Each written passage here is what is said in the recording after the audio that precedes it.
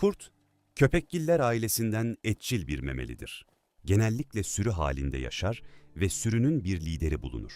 Koku alma ve işitme duyuları çok gelişmiştir.